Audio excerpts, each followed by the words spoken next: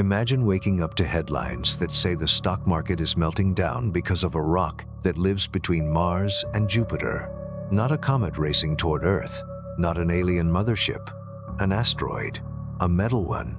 And the ticker causing panic is not gold or oil or Bitcoin. It is a single name, Psyche. For years you have seen bold claims. Psyche could contain more metal than humanity has mined across all of history. Some writers even argue its value might eclipse the entire global economy. In that picture, a single mission floods Earth with cheap nickel and iron. Prices collapse, fortunes vanish, and banks tremble. The hook is powerful, but how much of it is real science and how much is wishful arithmetic?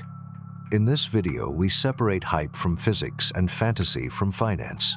We explain what Psyche is, why NASA is going there, and how prices actually respond when supply changes. Then we follow the money and the rockets together and ask a clean question. If we could mine a metal asteroid, would it crash the world economy or kickstart a bigger one? First, the object itself. Psyche circles the sun inside the main asteroid belt. It is not a loose boulder. It is a minor world, hundreds of kilometers across, with a dense, ancient interior. For decades, astronomers suspected it is rich in metal, mostly nickel and iron, the same family of elements that make up Earth's core. Think of Psyche as a possible exposed core from the early days of planet building. A relic left behind after catastrophic impacts stripped away lighter rock. Even if it turns out to be a complex mixture of metal, rock, and empty spaces, it would still be a priceless laboratory for understanding how cores form and how planets grow. Now the promise. If Psyche is truly metal-rich, you can imagine sending robots to dig and process ore in space, then shipping ingots toward Earth. Flood the market with more metal than our planet has seen in centuries, and watch prices plummet. Steel becomes ultra-cheap. Battery chemistries pivot. Construction changes shape. It is a dramatic picture, but value is not the same thing as atoms. Value depends on access, timing, demand, and cost. A diamond on the seafloor is not valuable until you can lift it, move it, and sell it to someone who needs it. Metal locked in deep space works the same way. This is where physics and economics meet. Physics says moving mass around the solar system is difficult. You fight gravity wells. You spend energy and propellant. You manage heat, dust, power, and long travel times measured in years. Economics says markets adapt. When supply rises, prices fall, demand grows, and producers change behavior. A sudden, infinite dump of metal would be chaotic. But new supply never arrives all at once. It comes in waves, limited by launch rates, power budgets, processing speed, and human capital. So why is NASA going? Not to start a mining company. NASA is sending a scientific expedition to read a deep chapter of planetary history. The spacecraft will map Psyche's composition, gravity, and magnetic field to learn whether it is a remnant core or something stranger that was reforged by metal-rich impacts long ago. The goal is origin, not profit, but the data will still matter to future industry, because you cannot design a mine without understanding the material you plan to touch. The mining story refuses to die because it taps a universal instinct. We love treasure hunts. We told legends of cities of gold. We rushed to riverbeds during gold fever. We stretched cables across oceans to move value. A metal world feels like the ultimate treasure chest. In one sense, it is. But treasure is not only what you find, it is what you can deliver, when you can deliver it, to people who want it at a price they will pay. Here is the lens for the rest of the episode. We will treat Psyche as three overlapping mysteries. First, the material's mystery. What is it made of? And how is that material arranged inside solid metal, porous rubble, or a layered mix? Second, the engineering mystery. Can you extract, melt, and shape metal in microgravity without turning your refinery into slag? Third, the economic and legal mystery. Who owns what? How do you finance the first shipments? And what happens to prices, jobs, and policy when large new supplies arrive over time? We will keep the language clear and the math friendly. When we talk about orbits, picture lanes on a highway rather than pages of equations. When we talk about energy, think in launches, kilowatts, and calendar years. When we talk about markets, focus on behavior, who wins, who loses, and who adapts. By the end, you will have a grounded answer. You will know what Psyche can teach us about how planets were born. You will see why a flood of space metal is not a switch you flip, but a curve you climb. You will understand why the most likely impact is not an instant crash, but a long, uneven transformation that creates new winners, pressures old industries, and forces policy to catch up. So let the clickbait fade for a moment. A better story remains. A spacecraft is on its way to a strange, heavy world. It carries instruments able to read hidden structure and ancient magnetism. It will not bring home ingots, it will bring home knowledge. And knowledge is the seed from which every real economy grows. Tonight we plant that seed, then follow it through rockets and refineries, through booms and busts, and into the boardrooms and laws that will shape a space-enabled market.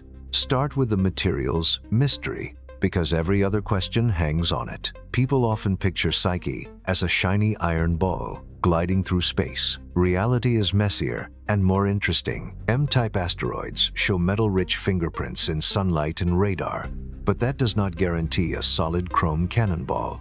It might mean dense metallic blocks welded by ancient impacts. It might mean a rubble pile, mixed rock, metal fragments, and voids held together by weak gravity. Either way, composition is the keystone for everything that follows. How do we know any of this without landing? Light tells stories. Minerals absorb and reflect colors in distinctive ways, like fingerprints. By comparing Psyche's spectrum with lab samples and with meteorites that fell to Earth, especially iron, nickel, and stony iron types, astronomers see clues that point to a metal-rich surface. But spectra speak for the topmost grains we can see, and surfaces can mislead. Radar adds a second clue. When radio waves bounce off an asteroid, the strength and polarization of the echo reveal texture and composition. Psyche's radar albedo is high compared to many asteroids, consistent with significant metal, yet radar probes only the outer skin. A bright rind can hide a crumbly interior, and large voids can make a massive body surprisingly light. That leads to density and porosity. Estimate size and mass. Get an average density, and compare with known materials. Size comes from images and brightness. Mass comes from how the asteroid tugs on neighbors or on a passing spacecraft. A low density could mean ordinary rock or metal shot through with voids like a cosmic sponge. That ambiguity is exactly why Psyche is exciting. It could be an exposed proto-core or a hybrid forged by later impacts.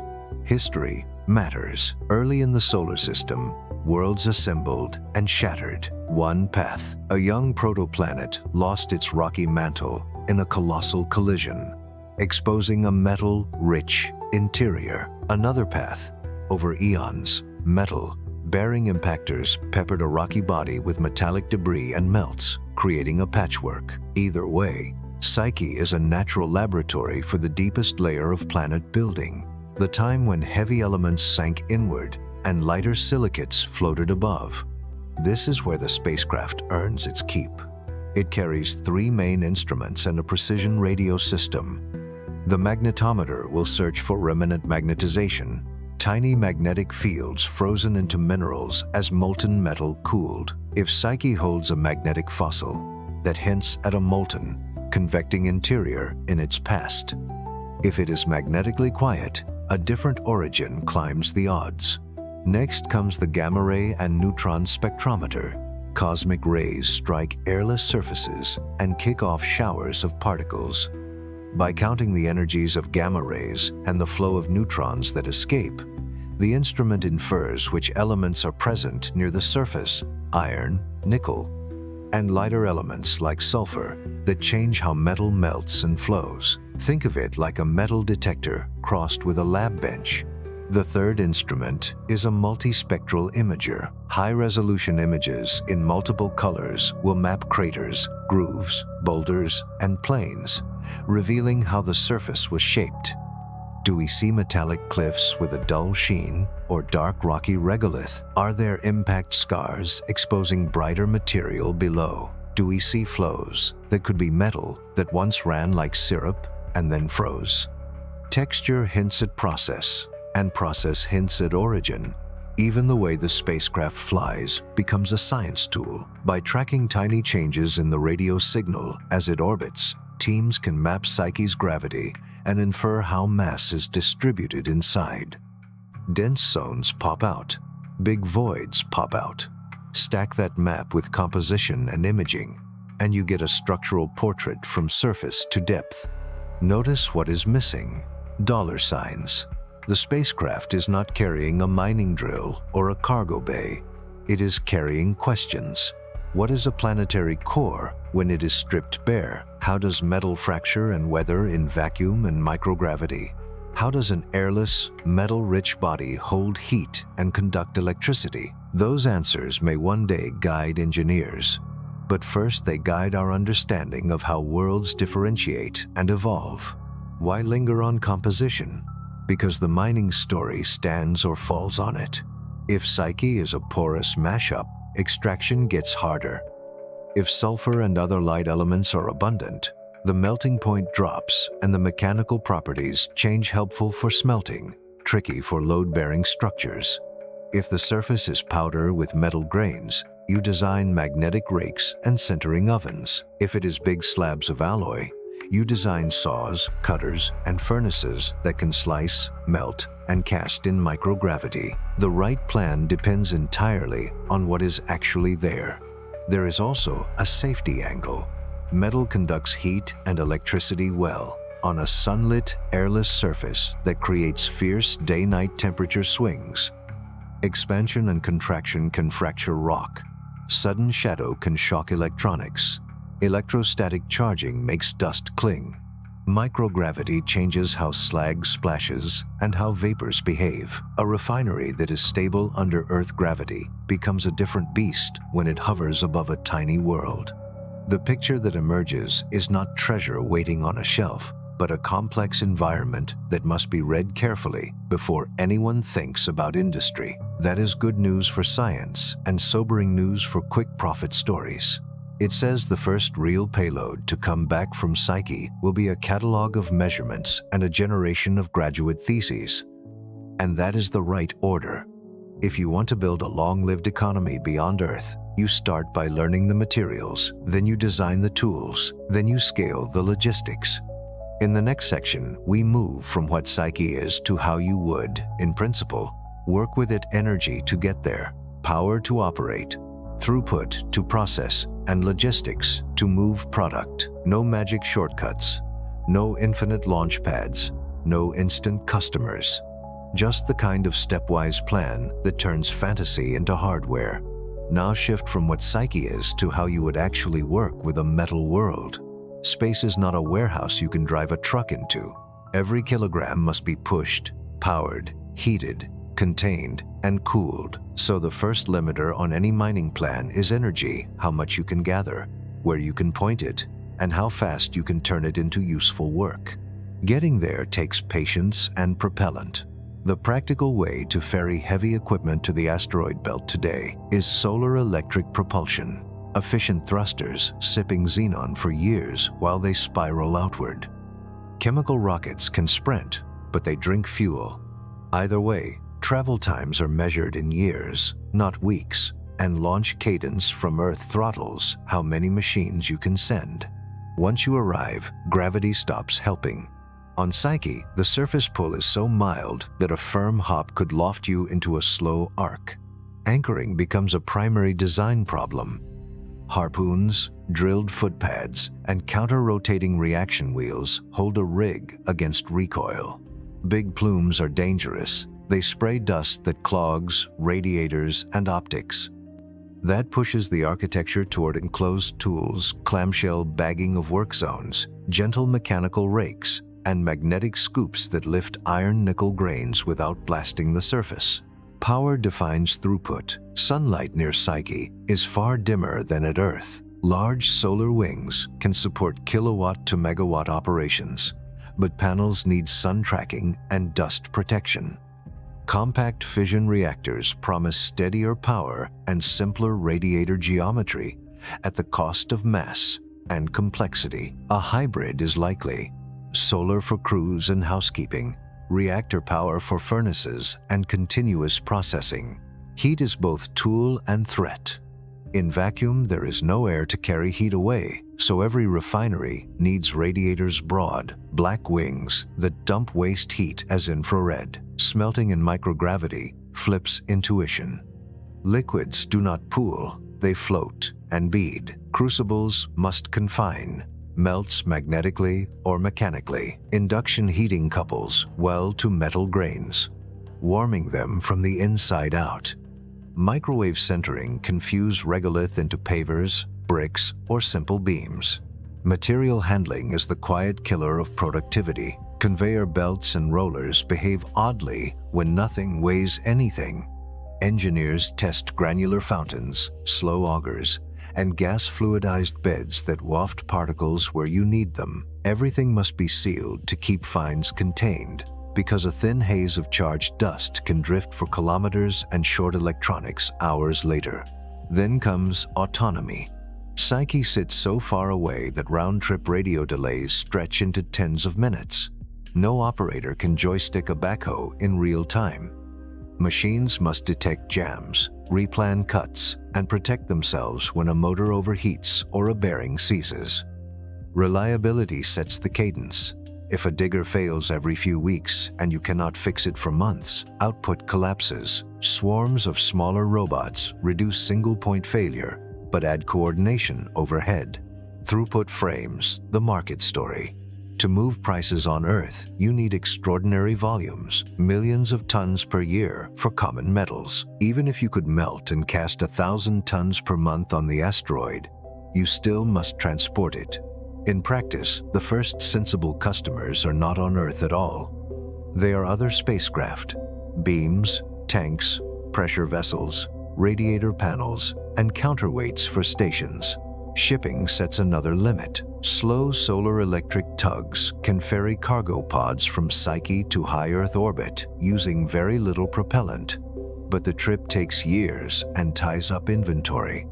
Ballistic mass drivers could lob sealed metal bullets that aerobrake into orbit, but precision and safety hurdles are enormous. Aerobraking heat shields add mass and must survive multiple passes. Nuclear or solar thermal tugs promise higher thrust and shorter trips, but with added risk and complexity. A safer bridge is propellant made in space. If you can refine water from icier bodies into oxygen and hydrogen, you can fuel tugs cheaply and stage near Mars or the main belt. That breaks the tyranny of hauling every kilogram from Earth and argues for a multi-node supply chain. Ice mines feed depots. Depots feed metal haulers. Haulers feed cislunar factories. Each node is a business with its own constraints and failure modes, and each takes years to prove out. All of this suggests a simple timeline. Step 1 is prospecting at scientific scale exactly what the NASA mission supports with maps of composition, gravity, and magnetism. Step 2 is a pilot plant in the tens of kilowatts that processes kilograms to tons, mainly to learn dust control, anchoring, and melt handling. Step 3 scales to hundreds of kilowatts and regular cargo runs to high orbit, serving in-space customers first. Only after those steps do you even contemplate bulk delivery to Earth markets. Costs multiply in the shadows. Deep space spare parts, long-life bearings, lubricant chemistry in vacuum, seals that cycle through 100-degree swings. All of it must work for years without a human touch. Quality control becomes the new launch cadence. If your reject rate is high, your economics die. That is why many expect early products to be low-tolerance items like ballast, counterweights, and raw plates, while precision alloys remain an Earth industry for a long while. There is a subtle benefit to this slow, power-limited, logistics-choked picture. It prevents market shocks. You simply cannot drop millions of tons of nickel into global trade overnight. The bottlenecks energy, autonomy, transit times, and reentry act like governors on a machine. Even a wildly successful operation would ramp over decades, giving miners, smelters, builders, and regulators time to adapt. Seen this way, engineering reality does not kill the dream. It reshapes it. Psyche becomes a training ground where we learn to run furnaces in microgravity, bottle heat in the dark, and build things that never feel weight. Those lessons do not just ship metal, they ship capability. And capability is the real cargo that changes history. Shift now to the market mystery. Would a metal asteroid actually crash Earth's economy? The scary version says, yes, drop a mountain of nickel and iron into global trade, and prices collapse. Mines close, steel towns go quiet, portfolios crater. But that picture assumes a fire hose of supply blasting into a market that cannot adapt. Real economies do not break that way. They bend, and then they rebalance. Start with a simple truth about commodities. Prices are stories about scarcity over time. When supply rises, prices fall. When prices fall, two things happen. Demand expands because cheaper inputs unlock new uses, and incumbent producers cut output because marginal mines become unprofitable. The system seeks a new equilibrium. The path can be noisy, but it is not a cliff unless supply arrives in a single, sudden wave that overwhelms storage and transport. Space operations cannot do that. Launch cadence, power limits, refining throughput, transit times, and re-entry constraints stretch deliveries over years. That time acts like a pressure valve. Consider the metals at stake. Psyche is thought to be rich in iron and nickel, possibly with sulfur and other light elements mixed in. These are not exotic. They are the backbone of heavy industry. If more iron-nickel appears, the first big shift would not be jewelry counters or central banks. It would be construction, shipbuilding, rail, energy, and heavy machinery. Cheaper structural metal lowers the cost of bridges, wind turbines, transmission towers, and hulls. Lower costs stimulate projects that were previously shelved. Demand grows into the new supply. The curve bends, it does not snap. There is another break on chaos: substitution and technology. When one input falls in price, engineers reshape designs to use more of it and less of something else. That change takes time but creates a floor under prices. If nickel becomes less expensive, stainless steel grades shift. If structural iron is abundant in orbit, in space manufacturing scales, the market absorbs supply by changing itself. Financial plumbing matters too. Commodities trade in futures, with hedging and storage smoothing shocks. Big miners carry inventory and often sell months in advance. A new supplier that signals ramp up years ahead will be priced into contracts long before the first ingot lands. Speculators may briefly overshoot, but warehouses, arbitrage, and hedged producers damp the swings. The closer you look, the harder it is to find a mechanism for total collapse. Where there is real pain, there is also mobility. Regions that depend on high-cost, high-emission mines could face closures as lower-cost metal appears anywhere in the world or above it. That is not new. History is a relay of supply shifts, new seams, new smelters, new trade routes. The social question is how governments and companies help workers transition. If space metals scale, the best policy response mirrors past commodity cycles: retraining, investment in new industries, and infrastructure that rides the cheaper inputs to broader growth. Now hold a counterintuitive thought in view. The first customers for asteroid metal are probably not on Earth. They are in orbit and deep space, where a kilogram of beam or plate is worth far more than its Earth price because it does not have to be launched. A simple brace or radiator panel delivered in high orbit is a high-value product even if it is cheap metal on Earth. A market like that grows without touching terrestrial prices at all. It builds stations, telescopes, depots, and habitats. Only when capacity is abundant and demand in space is met would anyone seriously consider bulk reentry to undercut Earth smelters. Environmental externalities change the calculus. Earth mining scars land, consumes water, and emits carbon. If space operations one day offset a portion of that with metal sourced off-world, you get a double dividend. Fewer local impacts and cheaper inputs for clean infrastructure back home. The trade is not free. Space refining has its own footprints, radioactive heat sources, orbital debris risk, re-entry safety. But the choice is not between pristine space and dirty Earth. It is between different kinds of impact managed by different rules. Those rules bring us to law and policy. No nation can claim sovereignty over an asteroid, but several countries recognize private rights to extracted resources. Bilateral accords outline norms for safety, debris mitigation, and interoperability. That framework is young and will evolve under pressure from the first real transactions. Mineral titles, liens on cargo, insurance for re-entry, taxes and tariffs, and liability for mishaps. Policy shapes pace. Tight rules and insurance costs slow the flow. Clear rules and standards reduce risk and unlock capital. Speaking of capital, who finances the first metal? Venture dollars can seed prototypes, but long-lived infrastructure refineries, power systems, haulers asks for patient money.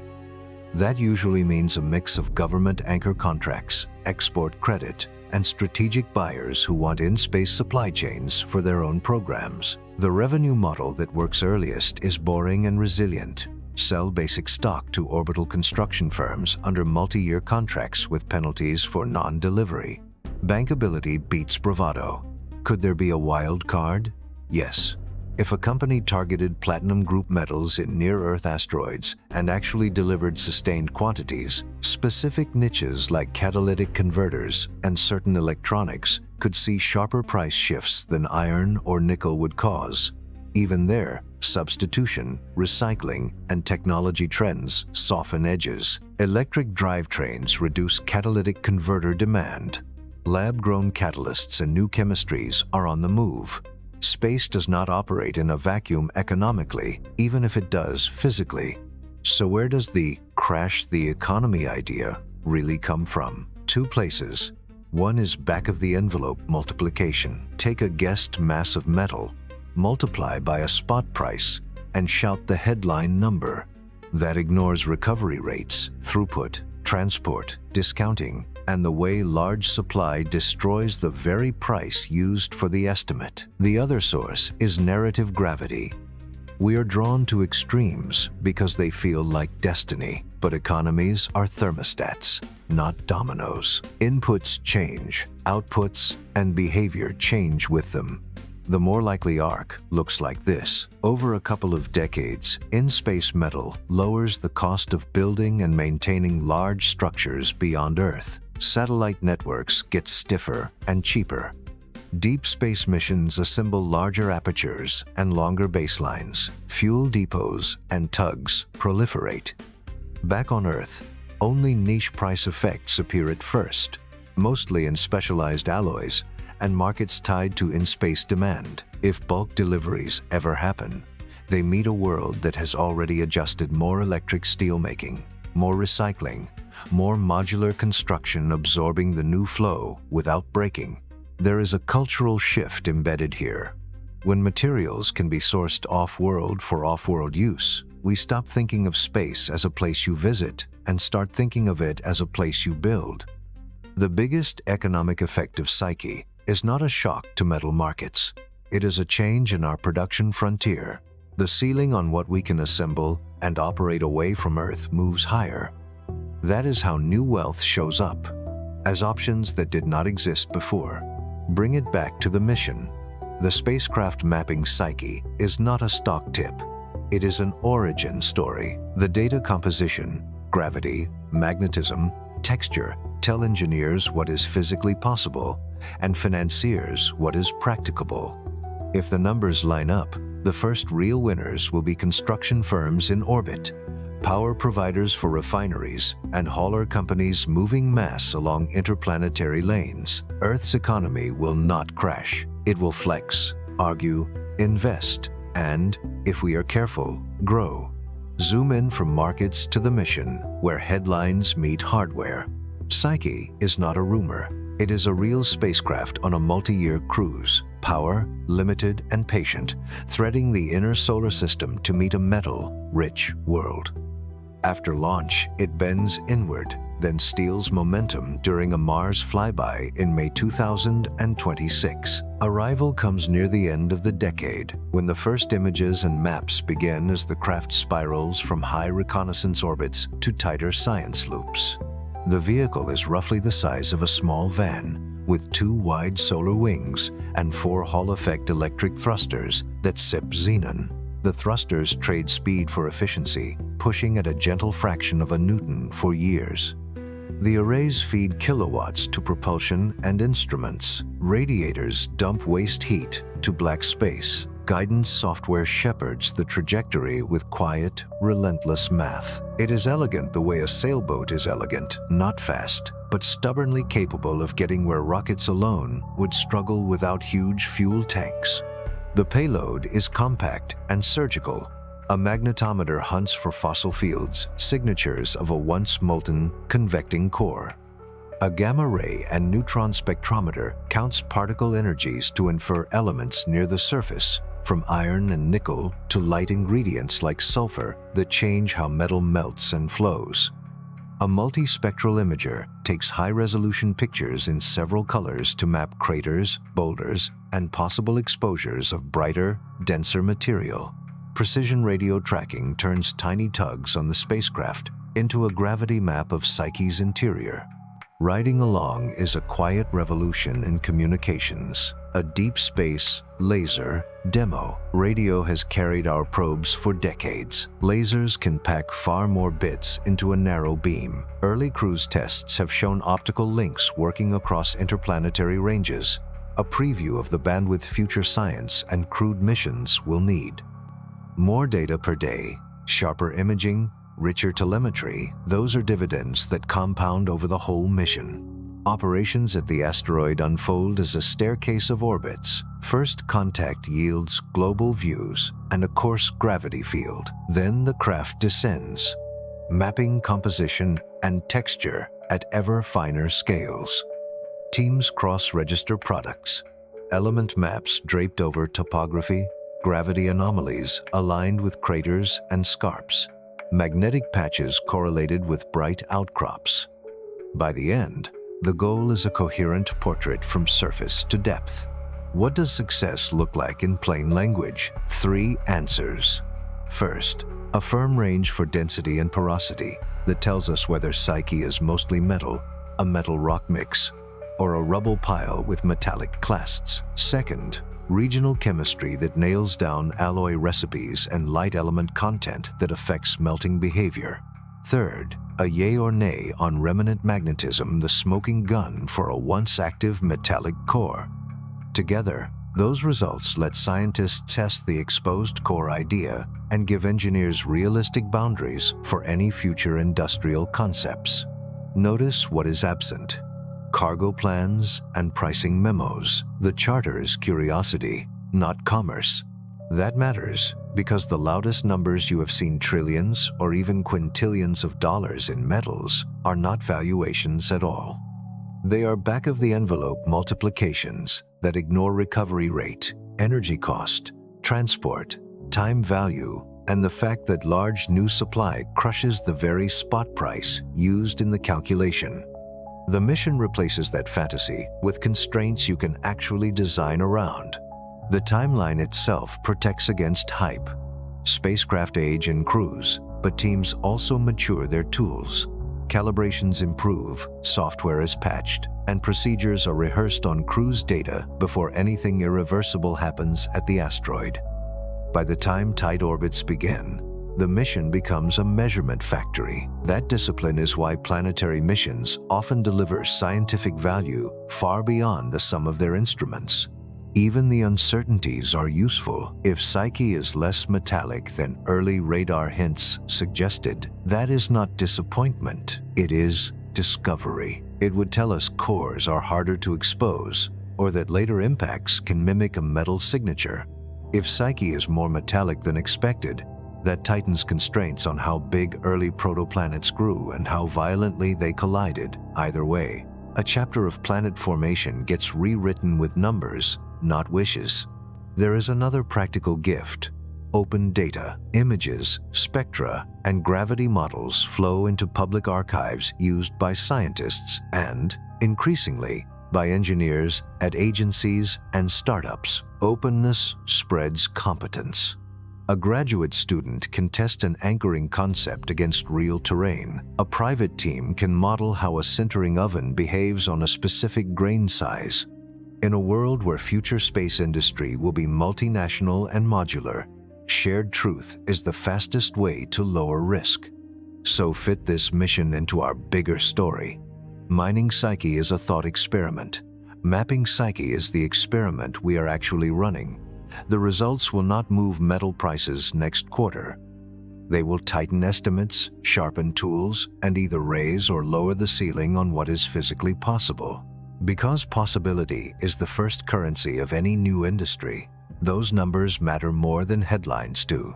When the first close images arrive, you will not see treasure chests. You will see cliffs, scars, pits, and plains, a battered relic that remembers heat and violence. In those scars are the clues we need to judge whether the metal heart of a small world can really be reached, shaped, and put to work. That is the drama worth watching. Not price tags, but proof. Zoom out from rockets to rules, because nothing heavy moves without paperwork. Before you bolt a furnace to a lander, you have to answer a quiet question. Who gets to touch an asteroid? Who gets to keep what they extract? And who pays if anything goes wrong? That is not a footnote. It is the invisible scaffolding that lets banks wire money, insurers write policies, and engineers sign off on risk. The top law in space is simple to state and tricky to live with. No country can claim sovereignty over the moon, Mars, or an asteroid. Space is not real estate, but the same treaties say activities must be authorized and supervised by a nation, and that nations bear international liability for the objects they launch. That creates a split you should hold in mind. You cannot own Psyche. You can register your spacecraft through a country, follow its rules, and according to several national laws, own the resources your machines extract. That is how companies get confidence without planting flags. Different nations have sketched the next layer. Some, like the United States and Luxembourg, recognize private rights to extracted space resources. Others, like Japan and the UAE, have begun similar frameworks. The point is not to fight over rocks. It is to create predictability. If a firm spends a decade developing a refinery for nickel beads, it wants a court that will back its contracts when metal changes hands. It also wants clarity about taxes, export controls, safety standards, and how to resolve disputes with other operators who might show up at the same world. Enter norms and accords, voluntary sets of rules that turn lofty treaty language into daily practice. They cover things like safety zones, which are not sovereignty but courtesy. You notify the world that you are operating at a specific site and ask others to stay clear of your landers, lines, and radiators. They push interoperability, common docking rings, shared frequencies, standard beacons. They promote transparency. Publish maps of your activities so neighbors can deconflict. These are boring on paper and priceless in orbit. Oil platforms learned this at sea. Without predictable choreography, small mistakes turn into big emergencies. Liability sits like a quiet anchor under all of this. If a cargo capsule skips out of the atmosphere and lands hard in the wrong country, who pays? International law says the launching state is on the hook for damage on the ground and in airspace, and liable for fault in space. That means a mining company cannot simply point to space and shrug. It needs insurance big, layered policies that cover launch, operations, reentry, and third-party damage. Insurers, in turn, demand engineering discipline, certified heat shields, proven guidance software, defined corridors for descent, and emergency abort plans. The more reentries you plan, the more those checklists harden into standards. There is a second kind of liability, environmental and debris risk. Space has no oceans to foul, but it does have orbits you can pollute with shards and flakes if you are careless. That is why debris mitigation guidelines matter. Vent leftover propellant, passivate batteries, avoid long-lived fragments, and design cargo pods that either cleanly burn up or cleanly survive to a specific landing zone. If you are operating at an asteroid, you publish plume models and dust containment plans so your neighbor's optics and radiators do not clog. Think of it as industrial hygiene for vacuum. Planetary protection adds another layer. No one worries that metal spills will seed alien microbes, but rules still ask you to avoid forward contamination of places where life could exist and to protect Earth from any unknown biohazards. Psyche is not a sensitive target by those standards, but companies will inherit the mindset, cleanliness, sterilization where required, and careful handling of any samples or debris headed home. Reputation rides on this. One sloppy incident can set back an industry by years. Now, picture the contract stack that makes a mine real. A company signs a license with its home regulator, agreeing to safety practices, reporting, and deconfliction. It signs power and propulsion contracts for its tugs. It signs a multi-year offtake agreement with an orbital construction firm, so many tons of beams and plates delivered to high Earth orbit per year, with penalties for shortfall and bonuses for early delivery. It signs insurance for launch and operations. It signs spectrum agreements for radios and optical terminals. Each signature lowers perceived risk. Lower risk lowers capital cost. Lower capital cost turns sci-fi into finance. Tariffs and taxes seem distant until the first shipments touch Earth. What happens when off-world metal crosses the border? Is it an import like any other? Is it subject to special duties if the origin is technically outer space? Do existing trade agreements even apply? Governments will be tempted to meddle. Some will see strategic upside and cut tariffs to support domestic industries that benefit from cheaper inputs. Others will defend local mines. That policy tug-of-war shapes whether re-entry to Earth pencils out or whether companies stay focused on in-space customers where tax questions are simpler. There is also the question of equity. Do space resources belong to all humankind in a practical sense, or just to whoever invests first? Law tilts toward the investor bears the risk and enjoys the reward, moderated by transparency and due regard for others. Politics will push toward broader benefit, open data from surveys, support for training and workforce transitions back on Earth, and possibly royalties or fees that help fund shared infrastructure like navigation beacons, traffic management, and rescue services. Expect the debate to echo seafloor mining, satellite internet regulation, and even aviation's early years. And then there is financing. Venture capital loves a demo, but a refinery that must operate for a decade without a human hand looks more like a utility. The likely path is blended. Government science missions map targets, development banks and export, credit agencies back early power and propulsion hardware. A few strategic buyers prepay for in-space metal because it cheapens their own stations and depots, and public markets enter only after reliability is proven. The trigger that changes everything is repeat delivery. The first 3 cargoes will be news.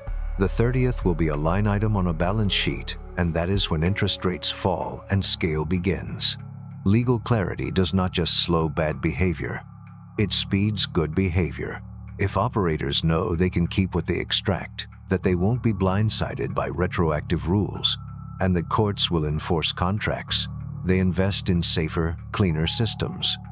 If they fear a legal vacuum, they chase quick wins and walk away when the first snag appears. In that sense, rules are not a brake, they are the road. Stack this back into our main question.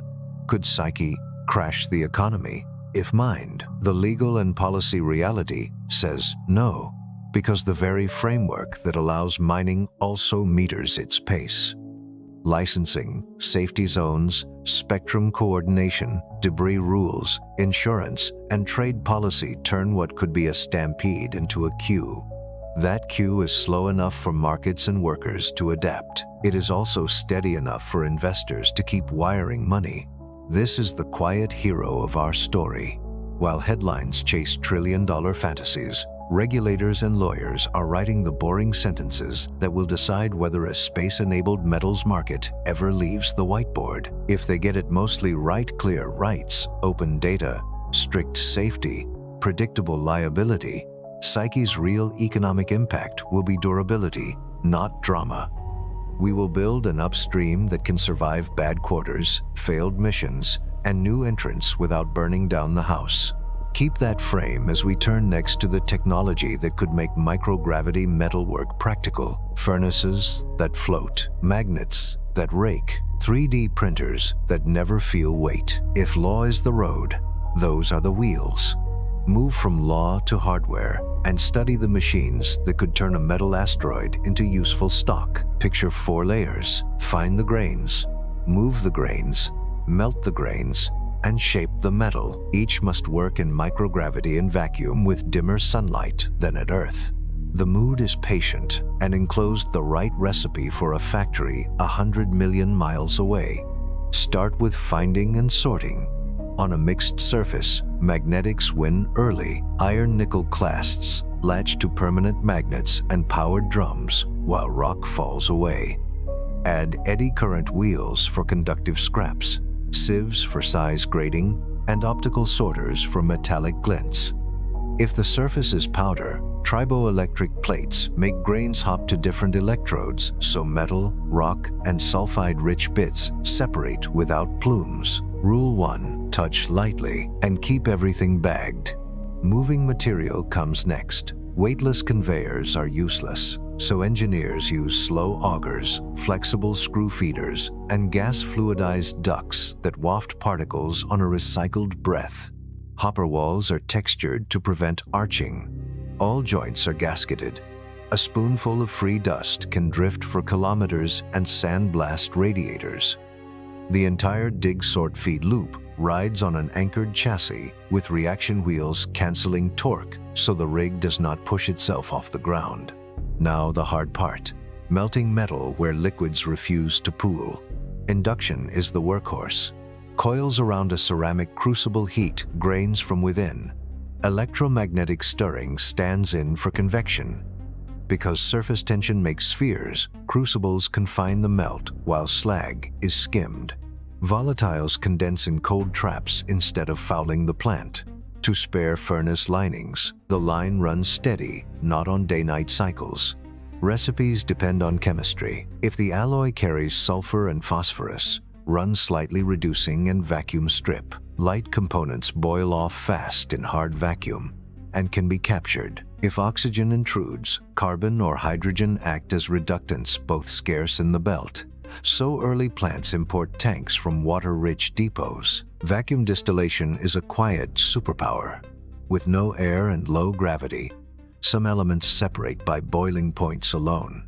If trace cobalt or platinum group metals appear, you skim a small, high-value stream.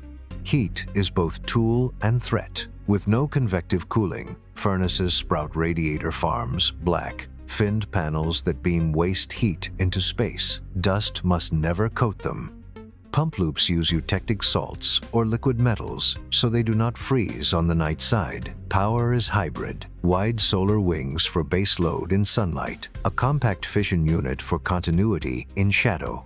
Duty cycles keep the plant from tripping and spare cold hardware from harsh restarts. Shaping follows melting. Powder bed printers look heroic on Earth but are fussy in microgravity because powder tries to escape. Wire-fed and rod-fed additive wins first. An electron, beam, or laser lays beads of iron, nickel onto a chilled platen inside a sealed box, printing ribs, plates, and trusses. For simple stock, continuous casting makes more sense. A slowly rotating mold sets a clean billet. For sheets, roll hot between counter-rotating cylinders. For pipes, spin, cast. Joining is its own art. Bolts and rivets are fine, but heavy frames need vacuum-friendly welding. Electron beam welding thrives in vacuum and makes deep, clean seams. Friction stir welding joins thick plates with low distortion if the machine is well anchored. Brazing and diffusion bonding help on broad lap joints. Cold spray deposition, a supersonic mist of powder that sticks on impact, repairs edges without big heat. Quality control decides the economics. With no humans on site, inspection is a sensor stack. Ultrasound for cracks, X-ray backscatter for porosity, laser profilometry for finish, and resonant ping tests for voids. Every part carries a digital thread from ore bin to final plate, so a bad melt can be traced and quarantined. Scrap is not a tragedy in space, it is feedstock for remelt. Autonomy is the invisible foreman.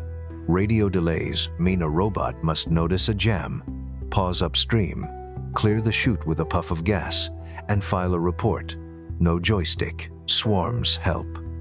10 small diggers beat one huge one because single failures do not halt the line. A supervisor bot watches thermal maps for hotspots, tracks motor currents for wear, and schedules downtime to clean radiators and swap grease cartridges. Safety is mundane and relentless. Anything that can snag a cable lives inside a fairing. Sharp edges are chamfered. Electrostatic charge bleeds off through whisker-like emitters, so dust does not cling to optics. Fire is rare in vacuum, but not impossible inside pressurized boxes. Systems vent to space and quench on cold, soak plates. A fault tree lives on board, and every branch ends in a safe, powered down state.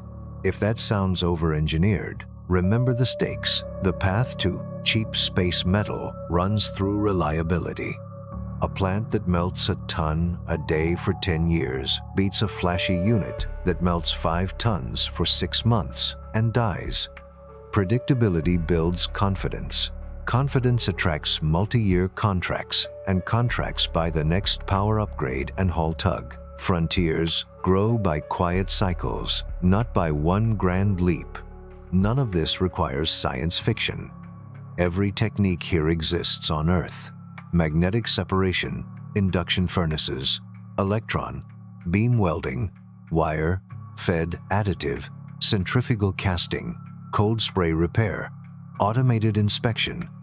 The novelty is the stack and the setting packaging for vacuum, dust, and drift, then babysitting from tens of minutes away. That is why Psyche's maps matter. Grain size, composition, and texture tune every parameter in the playbook.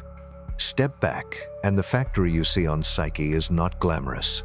It is a careful garden of boxes, pipes, radiators, and trusses moving slowly under a black sky. But if those boxes turn sunlight into beams and plates, they change what we can build everywhere else.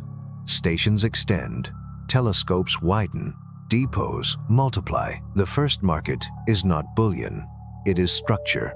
In the next section, we will put numbers on this picture: power, cycles, mass flow, and what that means for delivery cadence to high orbit. Expect a steady drumbeat, not a flood. Let's put numbers on the table. Sunlight at Psyche is faint, about 1/9 of Earth's, so power and heat, not ore, set the pace. At 1 astronomical unit, modern arrays can yield a few hundred watts per square meter. Near 3 AU, you get only a few dozen. A single 100 kilowatt production line, therefore, needs a few thousand square meters of panels and ruthless dust control, or a compact fission unit that runs through day and night. Energy becomes the drumbeat, every other decision follows. Heat rejection is the twin constraint. In vacuum, you cool only by radiation. A radiator near room temperature can dump a few hundred watts per square meter. A simple rule of thumb, about 250 square meters of radiator area per 100 kilowatts if you run around 300 Kelvin. Run hotter and you shrink the fins. That is large but practical build. Black orchards of panels and keep them spotless. Now the melt math, rounded for clarity. Heating iron nickel from cryogenic shade to roughly 700 Kelvin and then melting it costs on the order of 1 to 2 megajoules per kilogram. In grid language, that is roughly 0.3 to 0.6 kilowatt hours per kilogram for the melt alone. Add conveyors, separation, pumps, and control electronics, and you live near 1 to 2 kilowatt hours per kilogram for finished stock. Those figures let you reason about throughput straight from the power budget. Throughput scales with steady power and uptime. If a 100 kilowatt line devotes 40% of its draw to the actual melt, it can push roughly 1 to 2 tons of clean metal per day. At 500 kilowatts with 3 parallel furnaces, 5 to 10 tons per day is plausible. A 2 megawatt farm solar wings plus a small reactor could print 20 to 60 tons per day if it stays online. Reliability beats peak output. A line that pauses every week loses to a slower one that never stops. Shipping is the other bottleneck. Electric tugs live in a power economy too. Give a tug a couple hundred kilowatts and high ISP Hall thrusters, and you see thrust in the low dozen Newton range. That sounds tiny until it pushes for months. With roughly 20 tons of propellant per year, a workhorse can ladder a payload from the belt toward high Earth orbit with a few kilometers per second of total push annually. In practice, a single tug might deliver 20 to 40 tons every couple of years, depending on trajectory, payload mass, and where you hand off to propellant depots. Run the fleet math. 3 tugs flying staggered cycles can deliver on the order of 30 to 80 tons per year to high orbit once the pipeline fills. 30 tugs could move a few hundred tons per year. That is revolutionary for orbital construction beams, plates, tanks, and radiators everywhere, but it is a rounding error on Earth, where iron production sits in the billions of tons per year. This is why the first market lives off-world. Thinking about reentry adds another governor. Every cargo capsule needs a heat shield, guidance, recovery, and a booked corridor through the atmosphere. Early payloads will likely be 1 to 5 tons per capsule. Fly 100 capsules a year, and you already have a major logistics program full of range schedules and insurance.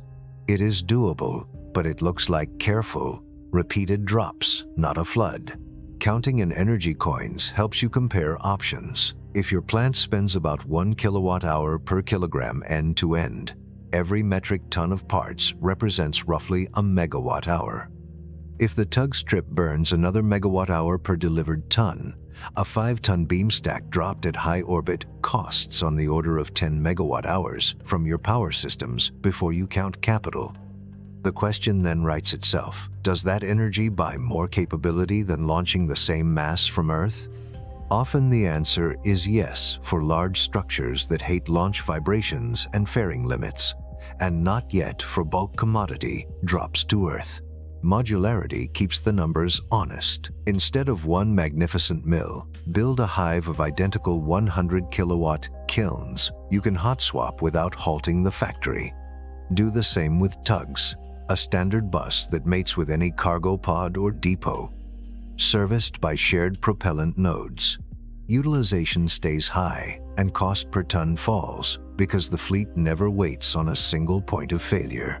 Here is a clean ramp you can picture. Phase 1, a 100 kilowatt pilot melts about a ton a day and prints radiator blades and simple ribs for an orbital customer. Phase 2, 3 lines plus a bigger radiator orchard step to 5 tons a day. 2 tugs begin a steady ferry service. Phase 3, a 2 megawatt block with 10 lines hums, outputting tens of tons daily. A dozen tugs deliver a couple hundred tons per year for stations, telescopes, and depots. It is a drumbeat, not a deluge. Even in this modest picture, compounding kicks in. Cheaper in-orbit metal lowers the cost of big solar arrays, stiffer trusses, and long baseline telescopes. Those, in turn, improve power and communications, which support bigger refineries and faster haulers. After a decade of rhythm, what began as a trickle becomes a quiet river through cislunar space. Numbers also guard you from myths. When someone waves a headline about quintillions in metal, answer with power per square meter, radiator area per megawatt, kilowatt, hours per kilogram, thrust per kilowatt, and tons per year per tug. The story shifts from treasure to throughput, and throughput is what pays contractors and lowers risk. One last metric belongs on every slide: uptime. Stay above 95% for a year, and you are printing money in engineering terms. Uptime is what turns energy into inventory, and inventory into invoices. It is also the first number that makes a banker breathe easier. With those yardsticks power, heat, melt energy, and tug cadence, you can test any plan you see. If the numbers close, you have the outline of an industry, not a crash, but a construction boom that begins above our heads. History is a better stress test than headlines. When huge new supplies or breakthrough processes hit markets on Earth, prices fall.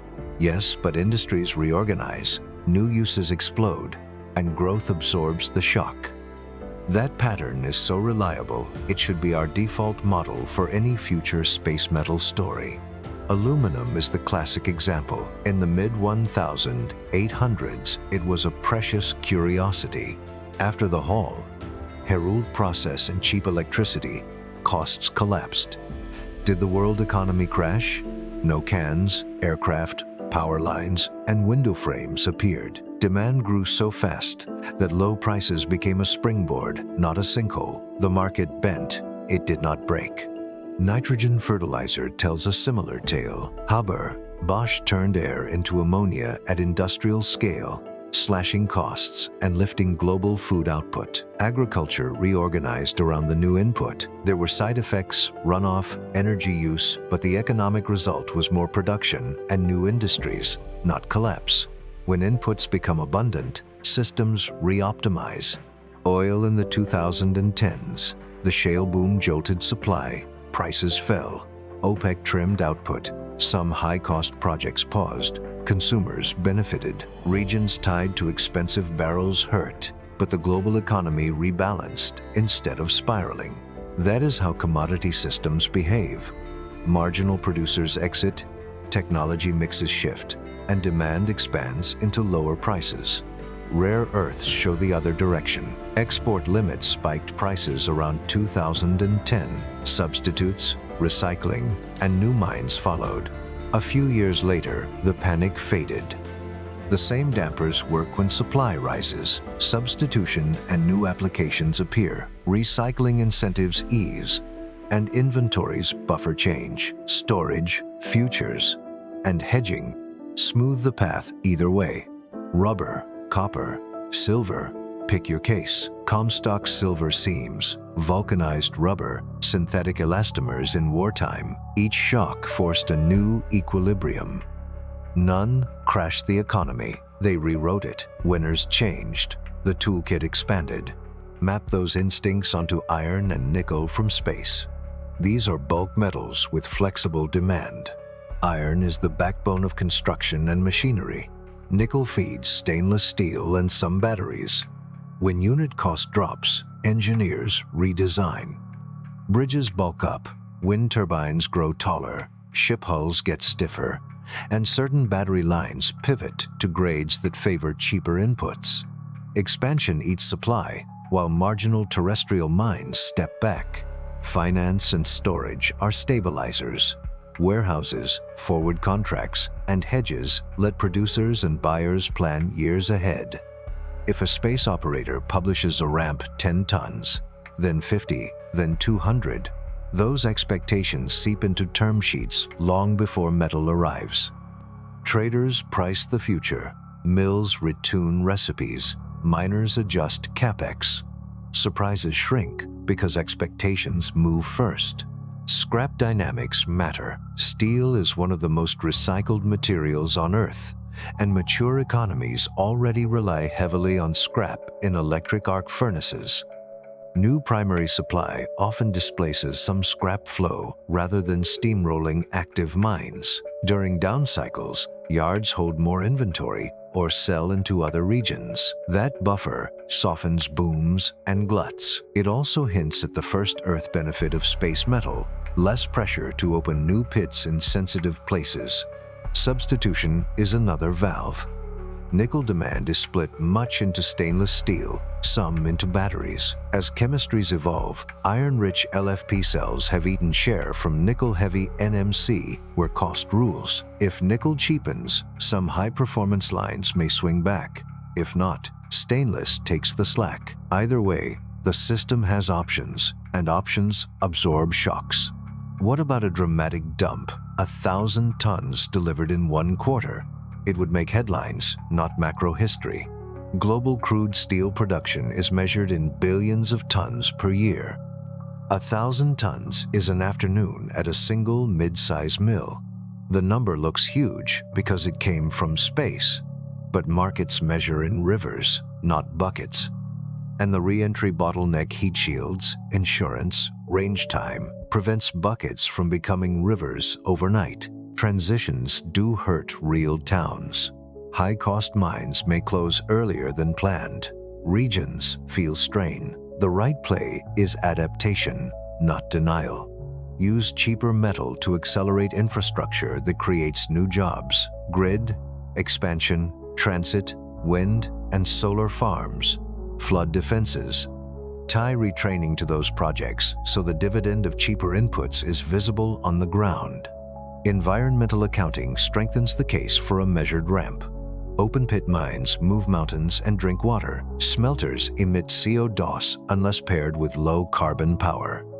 If structural metal used in orbit can be sourced in orbit, Earth avoids those impacts for the same functionality. Bigger telescopes, sturdier stations, denser networks. If, decades later, some metal returns to Earth, it will do so after the world has tuned recycling, tariffs, and trade to keep disruption low. One more rhyme: learning curves. As production doubles, unit costs usually drop a fixed percentage as teams learn, suppliers specialize, and designs improve. Solar panels, batteries, and launch services all rode steep curves in the last 20 years. An off-world metals chain would too slow at first, then faster as propulsion, power, and printing mature. Falling costs expand markets. Expanding markets justify the next investment. That is the flywheel you actually want. So if someone says Psyche is worth trillions, ask, at what price, delivered where, in what yearly volume, over how many years? With what substitutes, and what will the price be after the first 10 cargoes? Those questions turn fantasy into cash flow. The answers almost always describe a slope, not a cliff. Pull back, and the pattern is clear. Big new supplies rarely break economies, they rearrange them. Winners and losers trade places, capabilities expand, living standards usually rise. If asteroid metal ever leaves the whiteboard, it will follow the same playbook. Markets will not shatter. Contracts will evolve, plants will retool, and engineers will do what they have always done when inputs get cheaper: build more. That sanity check sets up our next move. We will branch the story 3 ways: Psyche, as dense metallic remnant, as metal rock hybrid, and as porous rubble pile, and show how each world changes the engineering stack, the power budget, and the economics of getting anything to customers. Branch the story 3 ways and watch how engineering and economics reshape themselves with the ground beneath the machines. Scenario 1: dense metallic remnant. Picture big slabs of iron, nickel with low porosity. Magnets grab. Anchors can pair short harpoons with electromagnetic pads to resist tool recoil. The surface conducts heat and electricity aggressively, so day-night temperature swings run fast and deep. Avionics hide in shaded, insulated boxes. Radiator farms get extra acreage because the body itself won't soak heat like rock. Dust is still a hazard, but with fewer fines, the arrays and fins stay cleaner for longer. Mining looks like machining. Diamond saws open kerfs, cable saws follow, and core drills bite into bright outcrops. Cuttings drop into sealed hoppers where magnetic drums and eddy current wheels finish the first pass. Induction furnaces shine here, heating grains from the inside while electromagnetic stirring replaces convection. A small vacuum distillation skid strips light elements and bottles any trace cobalt or platinum group metals without halting the main melt. Because fines are limited and terrain is predictable, autonomy can be bold. Cutting heads pre-plan passes like a CNC mill, pause to swap, wear parts, then resume without a nudge from Earth. The product mix is simple and high throughput: beams, plates, tanks, and wire-fed printed trusses. Risks cluster around thermal shock to tools, occasional spalls, and micrometeoroid pitting. Economically, this is the best-case branch: high metal fraction, high uptime, and a short path to orbital customers who want structure, not bullion. Scenario 2: metal, rock, hybrid. Now Psyche is a welded collage of metallic clasts inside silicate rubble.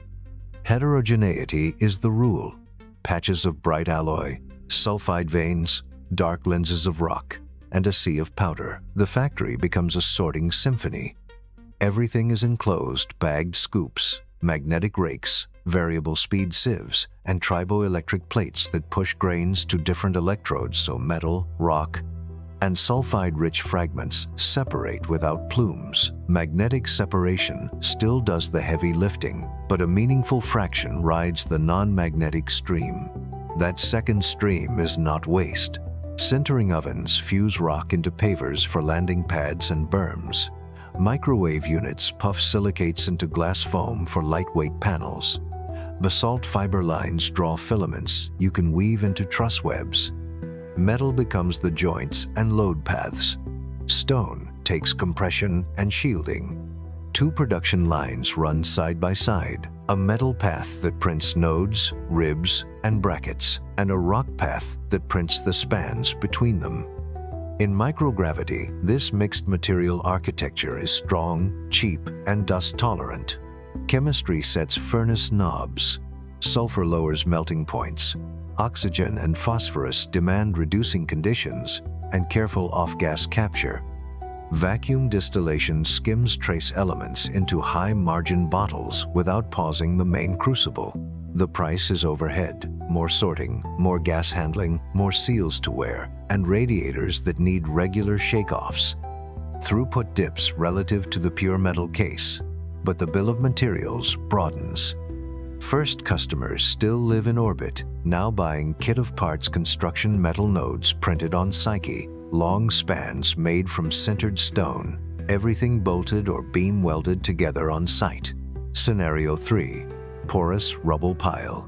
Gravity is so gentle that a firm sneeze is a surface event. Excavation triggers slow landslides.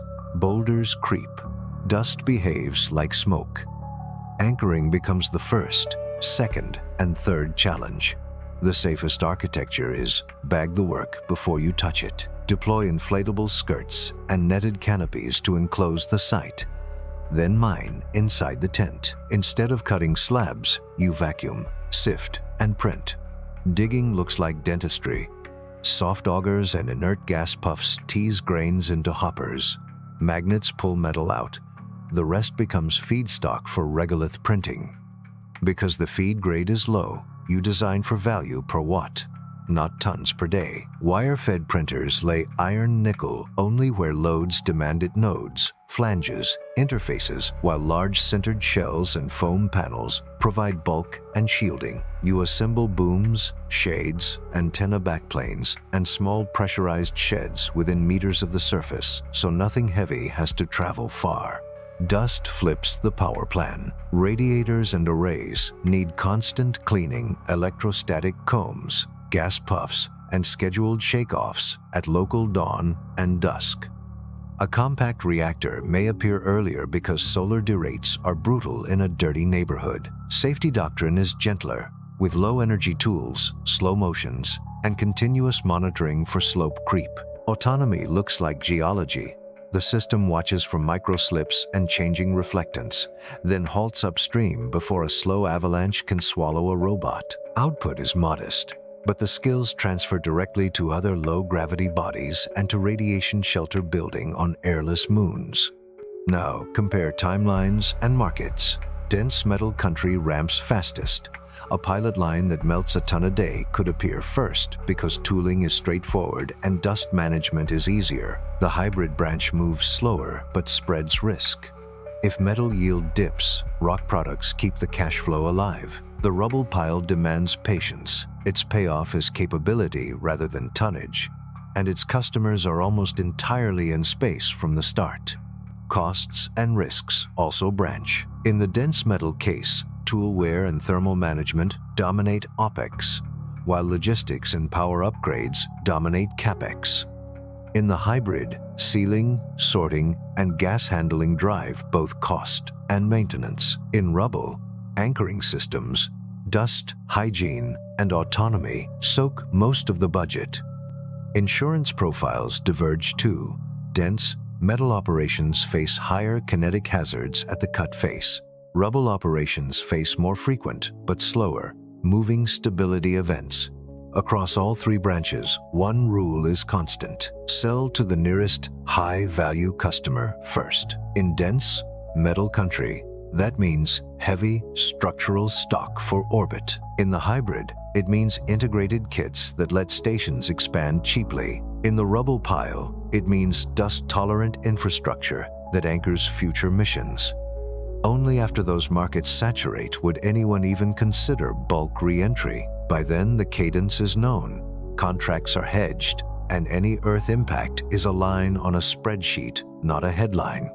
The mission's measurements are the fork in this road. Density and porosity tell you which branch you are in. Element maps set furnace recipes. Magnetism hints at history and mechanical behavior. With that truth in hand, investors can price timelines honestly. The dense metal case could see a pilot line within a decade of mapping. The hybrid takes longer, but diversifies risk across two product streams. The rubble pile is a patient teacher that buys survival skills instead of quick tons. Different paths, same destination. A space economy that grows by building, not by dumping. Open your mental tool chest and fill it with things we can actually build if cheap structural metal exists beyond Earth. Not fantasy starships, useful, near-term kit that pays its own way. The first catalog looks familiar. Beams, plates, tanks, radiators, shades, and shields. What changes is where they are made and how easily they scale. Start with trusses. Launch fairings hate long, stiff parts. Printers and rolling mills in microgravity love them. A truss you would cut into segments on Earth can be printed full length in orbit and flown as a single piece. That unlocks bigger antennas, wider solar arrays, and lighter frames because you no longer have to overbuild for launch vibrations. Radiators are next. Everything in space runs on heat budgets. If you can print huge fields of thin, microchanneled panels from off-world iron nickel, you cut the cost of cooling for power stations, data relays, and habitats. Radiators are two-dimensional tonnage, simple geometry, enormous area, exactly the kind of product that punishes Earth launch and rewards an in-space mill. Then come tanks. Propellant depots work best when they are large, smooth, and built where they will live. Wire-fed additive can lay down dome-ended cylinders, electron beam welding can close seams, and leak checks can run during every pass. With tanks printed in orbit, you multiply the value of every rocket by letting vehicles refuel on the job rather than hauling all propellant from the ground. Sunshades are mostly structure. A starshade for an exoplanet telescope is a pedaled disc tens of meters across that must hold its shape to millimeters. Printed ribs and tension rings built from asteroid metal make those petals cheaper to support. So do segmented sunshields for cryogenic telescopes, thermal umbrellas for stations in hot orbits, and glare shades for optical relays that stare near the sun. Shields of another kind. Whipple bumpers eat micrometeoroids before they can puncture a habitat. Those are layered plates with tuned spacing. When plate is cheap and nearby, you stop rationing safety. You wrap fuel tanks, cargo pods, and pressurized volumes in generous shielding that used to be a mass luxury. Momentum management matters too. Dense iron nickel makes excellent reaction wheels and balance masses. Print wheels in orbit, spin them up, and you stabilize observatories and tugs without burning propellant. Habitat frames arrive later, but not much later. Think spin gravity barns, lightweight hoops connected by spokes, skinned in multi-layer shielding, made from sintered rock panels with iron nickel ribs underneath. The metal handles tension. The stone takes the hits. With structural stock nearby, you can iterate, add a ring, lengthen a boom, a radiator, without waiting a year to book a launch. The communications dividend is direct. Bigger, stiffer antenna backplanes mean tighter beams, more capacity, and cheaper broadband to places fiber will never reach. Power follows structure. Print frames for solar farms that spread like floating parking lots in cislunar space. Bolt-on arrays delivered from Earth or printed locally on thin metal substrates. Add iron-nickel heat pipes and printed radiators, and you have the spine of a power and propellant economy. Depots that liquefy and store oxygen and hydrogen mined from icy bodies, then sell it to tugs and landers. Science wins twice. On one track, starshades and segmented mirrors push exoplanet imaging until we can directly see worlds like ours. On another, kilometer-scale interferometers, lightweight booms, and nodes strung across quiet orbits listen for gravitational waves and map the black hole merger history of the universe. Those instruments are metal-hungry and mass-sensitive. Off-world stock moves them from maybe to buildable. Planetary defense and debris cleanup both benefit. Heavy impactors and calibration targets can be assembled and staged at depots. Cheap booms, nets, and electrodynamic tethers nudge dead hardware into safe reentry. A cleaner orbital environment lowers insurance costs and keeps the lanes open for everyone. Zoom out and picture a logistics spine. Anchor nodes at Earth-Moon Lone and Laffin 2 in high Earth orbit, and along quiet solar orbits where transfer times are manageable. Each stocks standard beams, plates, fasteners, tanks, and pump carts. Each hosts printers tuned to local jobs. Tugs shuttle between nodes on predictable lanes, refueling from depots and swapping worn modules. You do not ship finished stations from Earth. You ship kits and crews and assemble on site with parts sourced locally. What about sending metal down the well to Earth? Reserve it for niche, high-value forms. Precision forgings and near-net shapes that are hard to make on Earth might justify the ride if re-entry becomes routine and insured. But most of the value stays upstairs because that is where mass is most expensive to deliver and most valuable to use. The social dividend is concrete. Cheaper orbital construction extends climate and weather constellations, improves disaster mapping, and hardens communication networks against storms and sabotage. Students analyze real data from instruments their universities can help build. Skilled jobs multiply in places that already make welders, pumps, power, electronics, and control software. Space industry stops being a narrow club and starts looking like heavy industry, many suppliers, many regions. All of this fits inside the guardrails we have stressed. Power budgets, radiator acreage, tug cadence, dust hygiene, and uptime. Off-world metal is not magic that abolishes constraints. It is leverage that makes familiar designs cheaper and bigger. You are not watching a miracle. You are watching scale catch up with imagination. And that brings us back to Psyche. The mission's maps and measurements are not promises of untold wealth. They are design inputs for this shopping list. Grain size says how to sort. Element ratios set furnace recipes. Porosity fixes anchoring. Magnetism hints at thermal history and mechanical behavior. When those numbers come home, engineers can stop guessing and start drafting with confidence. The headline fear was, crash the economy. The more useful headline is, build a bigger one, off-world first. Trusses, radiators, tanks, shades, shields. And frames are not clickbait. They are the bones of an era where we stop squeezing everything through a fairing and start assembling where the sky already is.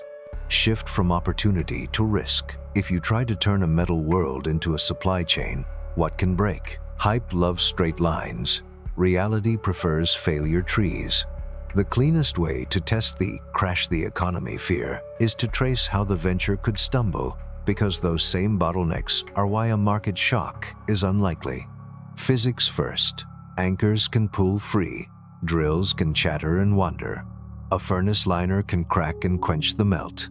Dust can slip under covers and coat radiators, dropping power until the plant throttles. Any fault can cut throughput for weeks.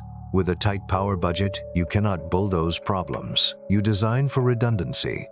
2 anchors per foot, spare liners staged on site, twin radiator farms with cross-plumbed loops, and dust traps you swap like filters.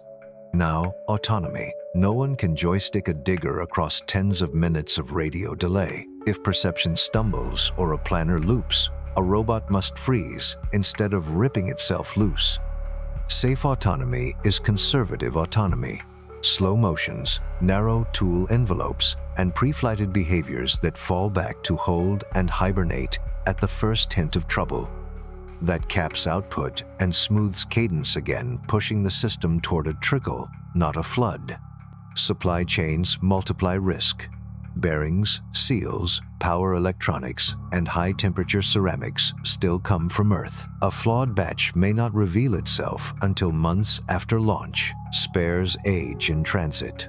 Solar storms degrade parts. The result is lumpy construction and delayed upgrades. Markets do not crash when factories slip. They hedge and wait. Transport adds a second failure tree. Electric tugs live or die by power and propellant. A sputtering cathode drops thrust. A coolant leak shuts a thruster pair. A solar wing loses a string and your delivery date slides. Capsules aimed at Earth have harder edges. Heat shields must survive. Guidance must thread safe corridors.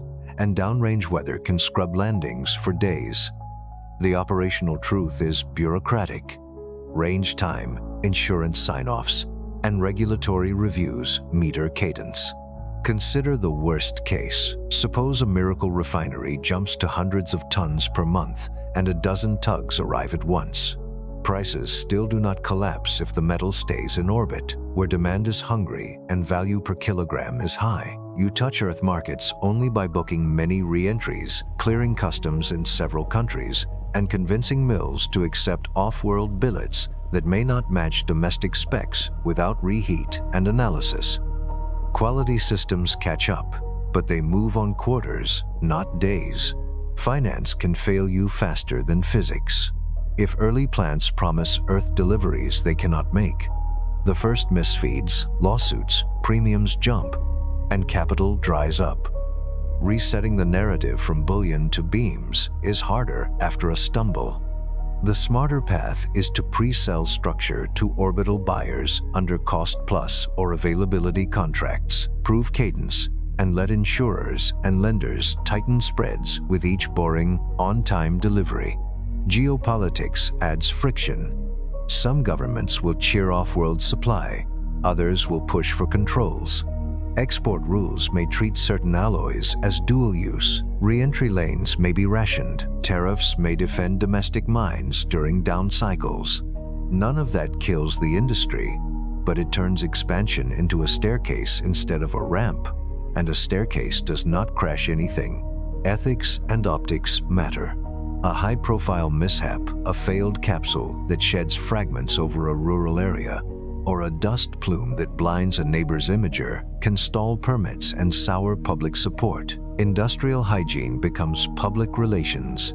Transparent ops logs, third-party audits, and real-time tracking of reentry capsules, so communities see safe corridors and predictable schedules. Trust takes longer to build than a furnace and is harder to replace. What if Psyche disappoints? If density is low, magnetism is quiet, and composition looks like a metal-rock blend with abundant sulfides and voids, the plan shifts. The in-space market does not require Psyche specifically. It needs workable feedstock near stable orbits. Smaller M-type bodies and accessible near-Earth asteroids could carry richer pockets. A Psyche no would redirect prospecting and delay timelines while still delivering priceless engineering truths. There is an opposite risk: success too narrow. If a plant prints only plates and beams, revenue depends on a handful of station builders.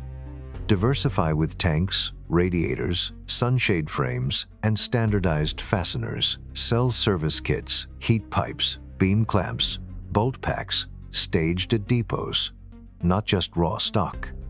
The more your catalog looks like a hardware store, the less a single buyer can sink you. Test the core fear head-on. To crash Earth's metal economy, you would need sustained deliveries in the tens of millions of tons per year, 2 or 3 orders of magnitude above even the rosiest Tug fleet, and they would have to arrive faster than mills. Builders and governments can adapt. You would also need re-entry, logistics, and insurance capacity that dwarf today's, plus political consent across several countries. That combination is not a near-term scenario. Meanwhile, niche shocks are possible. If someone taps a near-Earth source rich in platinum group elements and nails re-entry, specific sectors could whipsaw. Catalysts, sensors, and some chip processes might see sharp price moves. Yet even there, demand-side shifts: electric vehicles needing fewer catalytic converters, lab-grown catalysts, and recycling blunt edges. The macro picture stays intact. So the risk map reads like this: physics failures slow you down, autonomy failures pause you, logistics failures delay you, legal and political friction meters you, PR failures cost you. Only a synchronized, sustained success across all those fronts can produce flows large enough to sway global prices, and by then, the world will have time to bend, not break. If you want one line to carry from this section, carry this: the constraints that make asteroid mining hard are the constraints that make economic collapse from asteroid metal unlikely. Difficulty is not just an obstacle, it is a buffer. Next, we flip the lens to households and jobs. If space metal does not crash the economy, how might it touch everyday life: bills, bridges, outages, and paychecks over 10, 20, and 30 years? Bring the story home. If asteroid metal never crashes the economy, what could it do to a family budget, a city skyline, and the job ads in your town? Think in 3 horizons: 10, 20, and 30 years, and watch effects stack from quiet to obvious. 10 years, better service, fewer outages, small savings that add up. Off-world metal is most useful in orbit first, so the earliest wins arrive as infrastructure you barely notice. Bigger, stiffer satellite frames mean tighter internet beams and more capacity per satellite. Rural broadband reaches one more valley. Storm-hit regions get backup links faster. Weather constellations grow, improving flood warnings and wildfire tracking. Power reliability ticks up. Cheap radiators and trusses printed in space lower the cost of orbital relays and grid monitoring satellites. Utilities see trouble earlier: sagging lines, overheating transformers so crews stage where they are needed. Fewer blackouts save food in fridges and hours of pay. Construction feels a nudge, not a jolt. If niche forms begin re-entering precision forgings, near-net brackets, some builders pay a little less for specialty parts.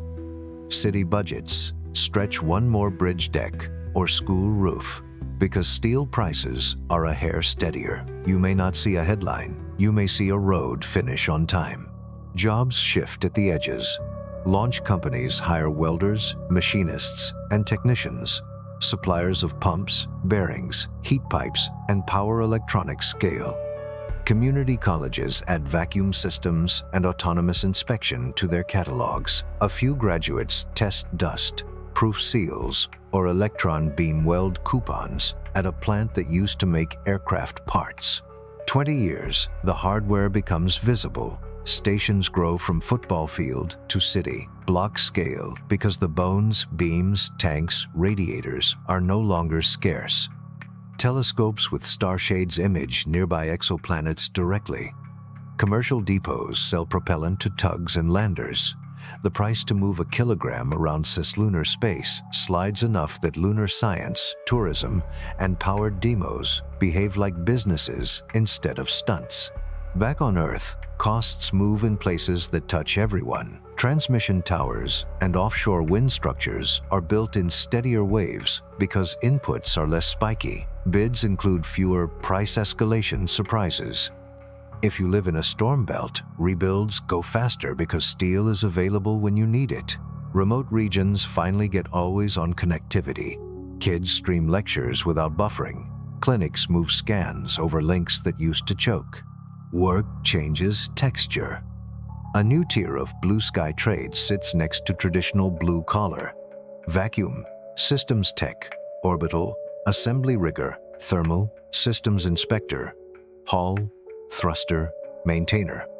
Safety culture evolves around radiation badges and robotic lifts, not just hard hats. The best news is geographic. Many of these jobs live far from launch pads, inside industrial parks that already make turbines, trucks, and rail. Policy catches up. Cities compete to host test ranges for reentry capsules and to certify parts made from off-world stock. Universities build joint labs where geologists, metallurgists, and robotics engineers share open mission data and factory telemetry. Smart governments tie public contracts to retraining funds, so regions that lose marginal mines gain new suppliers and service hubs. 30 years. Normalization. The wow factor fades. You do not think about asteroid metal. You think about kit that arrives on time. Orbital yards keep catalogs of standardized beams, plates, tanks, and heat rejection tiles. Much like steel warehouses on Earth, you can order a 10-meter truss the way a contractor orders rebar. Household impacts show up as reliability and choice. Internet plans offer true multipath redundancy fiber plus satellite. Forecasting turns from warnings to playbooks. The app that tells you to evacuate also routes you past open fuel and food depots because the sensor network above is dense and cheap. Energy bills are steadier because the grid carries more monitoring and storage in the right places. City projects bid tighter and finish closer to plan. Careers follow the supply chain. The kid who loved welding becomes an orbital assembly supervisor who watches load cells and camera feeds from a quiet room in Tulsa or Tashkent. The machinist who once cut jet parts now fabricates vacuum-rated valves and electron beam gun components. The software developer writes autonomy that knows when to stop a digger before a slope creeps. With normalization comes responsibility. Dust plumes around small bodies still require discipline. Re-entry corridors must stay boring. Transparency beats secrecy. Public dashboards show capsule tracks, debris, mitigation logs, and environmental audits. When trust is routine, permits are routine, and routine is what lowers costs for everyone. There will be frictions. Some towns will fight for mines that cannot beat the new math. Others will resist capsules overflying at dawn. A fair transition matters. Tie savings from cheaper inputs to visible winds bridges, clinics, flood walls, and to real training vouchers. Spread ground stations, depots, and test sites across more regions so prosperity does not bottleneck on one coast. Culture shifts too. Kids build trusses in school labs from off-cut plates stamped orbital surplus. Makerspaces own vacuum chambers. Documentaries about exoplanet weather run on weeknights. The distance between a home garage and a space industry job narrows, not because rockets moved next door, but because the parts look more like things our factories already build. Notice what is missing from all three horizons. Panic. Prices wiggle. Plans slip. A capsule scrubs a landing and tries again. But there is no cliff. Cheaper structure in orbit makes networks denser, power steadier, and science braver. On Earth, it shows up as fewer outages, faster rebuilds, and jobs that respect hands as much as code. Put this against the headline fear. A crash needs a flood. What we get is a river shaped by power budgets, radiator acreage, tug cadence, insurance, and law. Rivers carve over time. They also irrigate. Next, we'll sketch a concrete pilot plan. A first-generation plant sized to today's rockets. A tug schedule a small team can run, and a catalog of parts an orbital yard would pre-buy. Numbers you can argue with. Cadence you can plan around. Pilot the idea, not the hype. Build a first-gen plant that fits on today's rockets, serves in-space customers only, and proves cadence before any talk of Earth re-entry. Here is a concrete, testable plan a yard and a banker can both read. Mission size and mass. Fly a 3-launch stack. Launch 1. A 100 kilowatt power and thermal package deployable solar wings, radiator, orchards, batteries, switchgear about 6 metric tons dry. Launch 2. The refinery induction furnace module, sealed sorters, gas handling, cold traps, wire, fed printer about 6 tons with spares. Launch 3. Mobility and anchoring, 4 small diggers, 2 anchor sleds, a reaction, wheel crane, and site bagging canopies, about 5 tons. Transfer and arrival. A solar electric tug ferries each payload on staggered trajectories. The refinery arrives first to commission power and thermal systems. Diggers and anchors arrive second. The crane arrives third. Choose a site with 3 traits: high radar brightness, metal hint, low slope, and nearby boulders for shielding and spare mass. Deployment sequence. Day 1, 7. Anchor the crane with twin harpoons and electromagnetic pads. Tension a perimeter net. Inflate dust canopies over the work patch. Day 8, 14. Unfold solar wings. Swing radiator arrays into sun tracking and cold. Soak the loops. Day 15:30. Dry. Run the sorters with calibration pellets, heat, cycle furnace, liners, and print a test coupon that becomes a structural beam in orbit. Power and heat. Sunlight here is about 1/9 of Earth's. The 100 kilowatt package spreads 3040 m² of solar area and 300 m² of radiators near 320 K. A compact radioisotope unit covers housekeeping through night and dust. Electrostatic combs and gas puffs clean arrays. Radiator fins get scheduled shake-offs. Throughput goals. Target 1 metric ton of finished stock per day at maturity. The melt line draws 40 kW steady. Sorting and handling 30. Printers and controls take the rest. Uptime is the KPI. 95% or better across a 30-day window. Quality gates are sensor-driven. Ultrasound for cracks. X-ray backscatter for porosity. Laser profilometry for flatness. And a ring-down ping for hidden voids. Scrap recycles automatically. Product catalog for pre-sale boring, standard, irresistible to yards. Plates 10 millimeters and 25 millimeters thickness. In 2 chapels 4 millimeters and 4 chapels 8 millimeters sizes. Flatness within 1 millimeters. Hole patterns per ISO 273 with spaceflight variants. Beams, truss cords and lattice members, 10 minors and 20 minors lengths. End. Fittings to a published bolt pattern. Electron, beam, weldable. Tanks, 2 m and 4 minor diameter dome. Ended cylinders, leak. Tested to 2-bar differential. Linerless iron, nickel with interior polish spec for cryo retrofits. Radiator tiles, 1-chamber-2 micro-channeled panels with standardized manifolds and quick disconnects.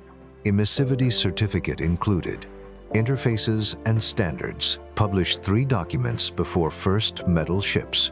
1. A mechanical ICD covering bolt patterns, surface finishes, weld prep. 2. A thermal ICD for radiator manifolds and heat pipe sockets. 3. An electrical ICD for ground straps and charge bleed points. Open standards widen the buyer pool. Tug schedule. Start with 2 identical 250 kilowatt solar electric tugs staged in high Earth orbit. Tug A departs with 20 tons of mixed cargo every 30 months. Tug B departs 12 months after A, creating a staggered cadence. Each carries xenon for 3 kilometers per year and tops up at depots when available. After 3 round trips per tug, add Tug C to push toward deliveries every 8 months. Delivery destinations. Skip Earth reentry in Phase 1. Deliver to 3 nodes. High Earth orbit construction yard, Earth, Moon Lone Depot, and a free flyer yard in a quiet solar orbit for large telescope builds. Nodes hold inventory, perform secondary machining, and bundle kits. Inventory floats as metal miles, not in a pile on the surface. Operations and autonomy. Round-trip light time is tens of minutes, so the plant runs on guardrails, slow tool motions, pre-approved behaviors, conservative force limits. A supervisor AI watches motor currents, thermal maps, and dust sensors, pausing lines upstream when anomalies appear. Humans review yellow flags twice per shift and push software updates weekly. No one teleoperates a backhoe. Risk buy-downs. Spares ride on every launch. Furnace liners, bearings, seals, thruster cathodes, dust filters. The plant is modular, 4 25-kilowatt kilns instead of one 100-kilowatt monolith, so a failure degrades throughput, not the mission. Radiator fields are duplicated with cross-plumbed loops. Diggers share batteries and tool heads. Any unit can cannibalize a neighbor. Milestones and gates. M3 months to arrival. ICDs published. Offtake letters signed with 2 yards and 1 science program. M plus 30 days. First certified plate printed and accepted at the high orbit yard. M plus 180. 25 tons delivered across nodes. Uptime above 90%. First replacement liner installed on schedule. M plus 365. 250 tons delivered. Uptime above 95%. Insurance premium steps down. Any miss triggers an internal review before scale-up. Business model. Sell under multi-year availability contracts with service-level agreements. A set number of tons per quarter to specified nodes, with penalties for shortfall and bonuses for early delivery. Price per kilogram falls along a published curve tied to uptime and fleet size. Early years target margins that fund tug expansion and a second 100-kilowatt block. What not to do? Do not promise Earth drops in Phase 1. Do not promise alloys you cannot certify. Do not sell one-off art pieces. Do not rely on hand-tuned teleoperation. Do not hide mishaps, publish ops, logs, and dust maps so neighbors can plan. Success criteria. If, after 1 year on site, the plant has delivered 200, 300 tons of standard stock to orbital nodes, held uptime above 95%, swapped at least 1 major component without human hands, and cut integration time at yards by 20%, the pilot is a success. Then scale power, add a 3rd tug, broaden the catalog. If not, pause, fix, and try again. Cadence beats charisma. This is a pilot an insurer can price, an engineer can schedule, and a yard can pre-buy. No miracles, just a tight loop from ore to invoice. Let's talk money, because the loudest myth in the Psyche story is a number with too many zeros, quintillions. It sounds like magic. It is just multiplication, guess a mass. Multiply by today's spot price and ignore cost, time, risk, and the way a big new supply destroys the price you used. Use a clean anchor, replacement cost. In orbit, the price of a kilogram of simple structure is capped by the cheaper of two options: print it there or launch it from Earth. If the all-in rate to deliver steel to high Earth orbit is X dollars per kilogram, no yard will pay you more than X for plate. Your plant must make it for less than X, with margin. That ceiling keeps models honest. Now sketch a simple model. A first plant draws about 100 kilowatts, turns roughly a metric ton per day of feed into finished stock, and relies on a tug that delivers about 30 tons twice per year to a yard. Capital power, radiators, furnaces, sorters, printers, tugs, lands in the hundreds of millions. Operating costs are wear on power and thermal systems, spares, propellant, people, and insurance. Revenue equals kilograms delivered times a contract price, just under the launch to orbit alternative. Discounting is where giant numbers go to die. $1 earned 8 years from now is not $1 today. Space projects carry more ways to fail than a factory on Earth, so the risk-adjusted discount rate is higher. That shrinks the present value of distant cargoes and puts pressure on near-term cadence. You need repeated, on-time deliveries to make the math close. Headlines that treat mass times today's price as value ignore that most imagined money would arrive decades out at lower prices. Margins live in the plumbing. You push costs down by standardizing parts, reusing tug buses, and running many identical kilns instead of one hero machine. You nudge price up by selling time savers, pre-drilled plates, bolt kits, printed gussets, leak check tank shells. The more you look like a catalog, the less you look like a commodity. Risk comes in packets you can insure. Launch, on-site operations, and transport carry premiums. Insurers dislike surprises, so you pay less when checklists are boring, telemetry is clean, and failure modes end in safe hold. Finance translates that into a lower discount rate. Quality control is revenue control. A bad batch is not just scrap, it is a missed milestone that ripples through cash. That is why a pilot sells to interface standards mechanical, thermal, electrical, so yards bolt your parts on and they fit first time. Earth sales demand a different line.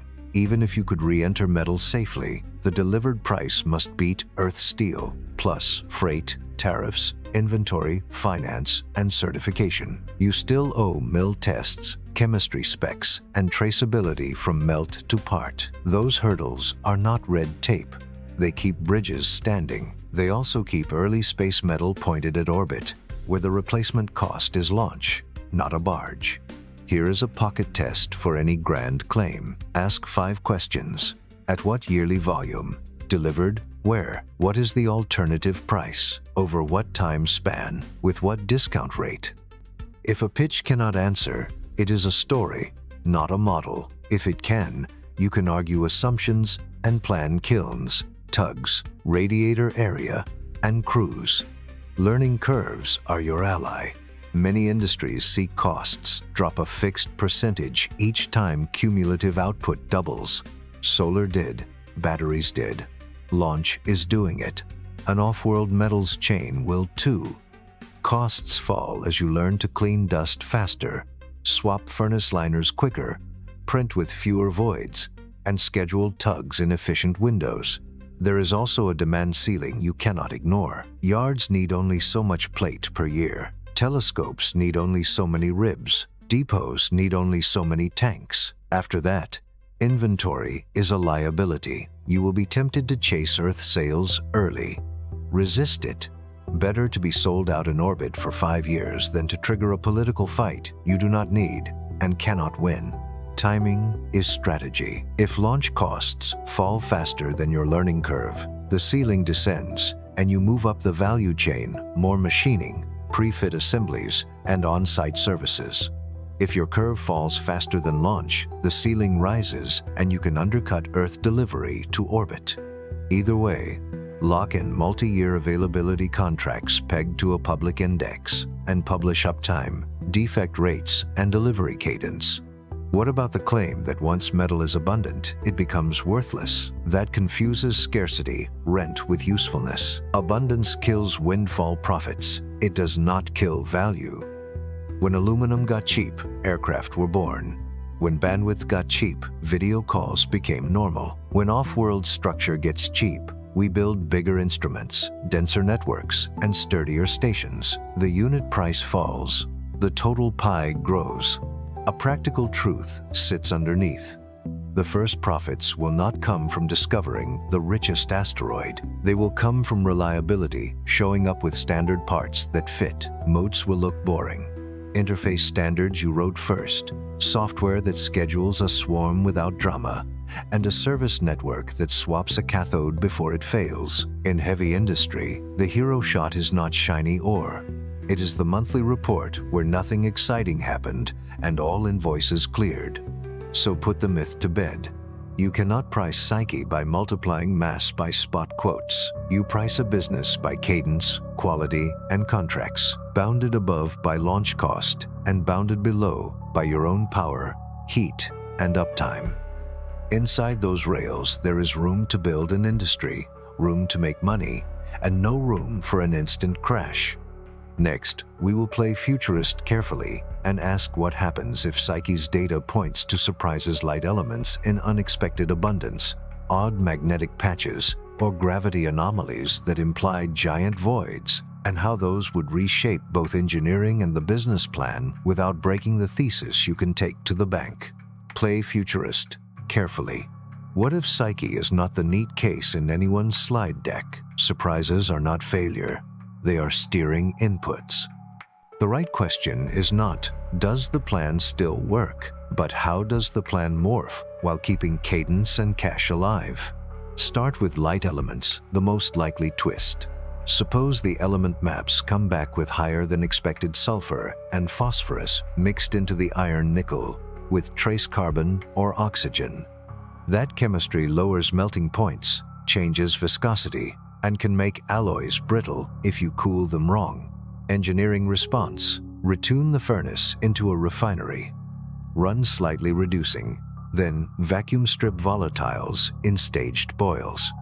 Add a compact distillation tower, a stack of condensers at stepped temperatures to capture sulfur and phosphorus instead of letting them foul the plant. Follow with a controlled anneal so printed parts do not crack on cooldown.